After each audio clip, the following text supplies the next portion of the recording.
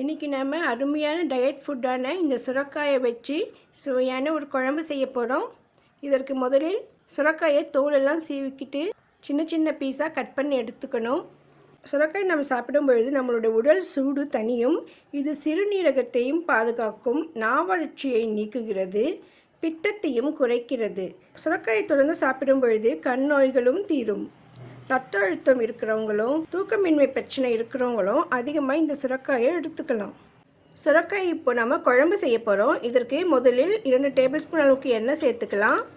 1 teaspoon கடுகு, 1 teaspoon சீரகம், 1/4 teaspoon வெந்தயம், கடலைப்பருப்பு 1 டேபிள் ஸ்பூன் அளவுக்கு, சிறிது கறிவேப்பிலை, ஒரு பெரிய வெங்காயத்தை நீளமாக கட் பண்ணி சேர்த்துக்கலாம். இதோடு காரத்துக்காக ஒரு 3 பச்சை மிளகாயை நீளமாக கட் பண்ணி சேர்த்துருக்கேன். வெங்காயம் பச்சை மிளகாய் கொஞ்சமாக வதங்கின பிறகு நம்ம கட் பண்ணி வச்சுருக்கிற தக்காளியை இதில் சேர்த்துக்கலாம். நான் சின்ன தக்காளி தான் சேர்த்துருக்கேன், ஏன்னா இது நம்ம புளியும் சேர்க்க போகிறோம். ஒருவேளை புளியை குறைச்சி சேர்க்குறவங்க தக்காளி அதிகமாக சேர்த்துக்கலாம். இப்போது கட் பண்ணி வச்சுருக்கிற சுரக்காயை இதோடு சேர்த்துடலாம். இதற்கு தேவையான அளவு உப்பு, சிறிது பெருங்காயத்தை போட்டு நல்லா கலந்துடலாம்.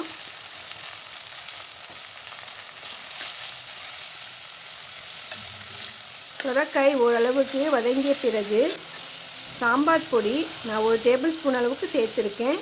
நீங்கள் காரத்துக்கு பார்த்து சேர்த்துக்கலாம். இப்போ மொத்தமாக கலந்துட்டு தண்ணீர் விட்டு மூடி போட்டு 2-3 விசில் வரும் வரை வேக வச்சு எடுத்துக்கலாம்.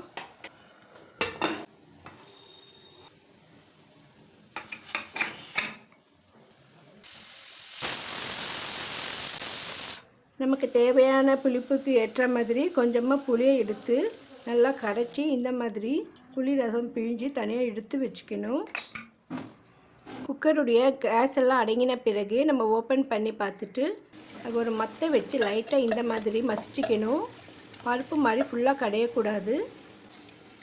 இப்போ நம்ம ரெடி பண்ணி வச்சுருக்கிற புளி ரசத்தை இதில் சேர்த்து நல்லா கலந்து உப்பு காரெல்லாம் கரெக்டாக இருக்கான்னு ஒரு தடவை செக் பண்ணி பார்த்துக்கோங்க. தேவைப்பட்டால் இப்போ சேர்த்துக்கலாம். இப்போ அடுப்பு மேலே வச்சு நல்லா கொதி விடணும். ஒரு 5 நிமிஷம் வரையும் கொதிக்கணும். அதன் பிறகு ஒரு சிறிய துண்டு வெல்லத்தை சேர்க்கணும். அப்போ தான் இதனுடைய சுவை ரொம்ப அதிகமாக இருக்கும். நீங்களும் இதை மாதிரி ட்ரை பண்ணி பாருங்கள். வெல்லம் போடும் பொழுது அதில் இருக்கிற புளிப்புடைய தன்மை கொஞ்சம் குறையும். அதனால் அதிகமான சுவையை நமக்கு கொடுக்கும். இவ்வளோதான், சூப்பராக சுரக்காய் குழம்பு ரெடி.